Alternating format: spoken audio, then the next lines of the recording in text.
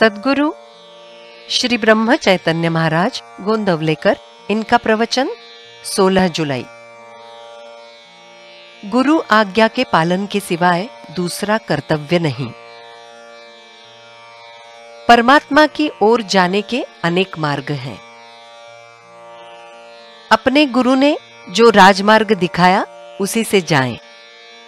बीच में ही यदि दूसरा मार्ग लें तो निर्दिष्ट स्थान पर कभी नहीं पहुंच पाएंगे। किसी एक वैद्य की औषधि ली और बाद में उसकी औषधि लेना बंद कर दी, फिर दूसरे वैद्य से औषधि लेना शुरू किया तो पहले वैद्य का उत्तरदायित्व समाप्त होता है। फिर भी ये बात अलग है कि मैं अपने व्यक्ति को छोड़ नहीं देता। जिस दिन मैंने आपको दीक्षा देकर अपना कहा, उसी दिन तुम गृहस्थी की और पारमार्थिक जिम्मेदारी गुरु पर सौंपकर मुक्त हुए। तब गुरु की आज्ञा के पालन के सिवाय तुम्हारा कोई दूसरा कर्तव्य ही नहीं रहता। किंतु तुम्हें क्या ऐसा लगता है? जहर सब्जी में मिलाओ या दाल में मिलाओ, दोनों बातें वर्ज्य है। उसी प्रकार अहंकार व्यवहार में हो या परमार्थ साधन में, दोनों वक्त उसका त्याग ही करें। पहले ये जान लेना चाहिए कि मैं कौन हूं, फिर परमात्मा का ज्ञान अपने आप होगा। दोनों का स्वरूप एक ही है, अर्थात दोनों एक ही हैं। परमात्मा निर्गुण है और उसे जानने के लिए हमें भी निर्गुण होना चाहिए। इसलिए हमें देह बुद्धि का त्याग करना चाहिए। जब हम कोई भी बात जानते हैं यानी उसका ज्ञान प्राप्त करते हैं, तब हमें उस बात से एक रूप होना पड़ता है, तदाकार होना पड़ता है। बिना उसके उस बात को हम जान ही नहीं पाते। अतः परमात्मा को जानने के लिए क्या हमें परमात्मा स्वरूप नहीं होना चाहिए? इसी को साधु बनकर साधु को पहचानना या शिवो भूत्वा शिवम यजेत ऐसा कहते हैं। अब इस बात का भी हमें गंभीरता से विचार करना चाहिए।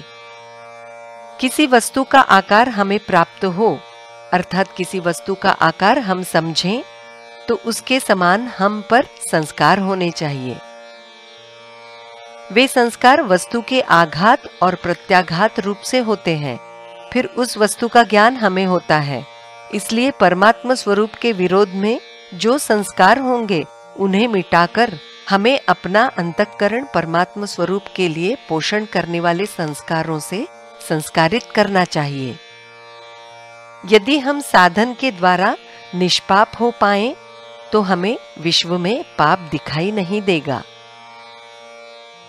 देवता के गुण और रूप के कारण उसके गुण और रूप को हम जान पाएंगे, किंतु उसके नामस्मरण से वो जैसा है वैसा समग्र रूप में हम जान पाएंगे।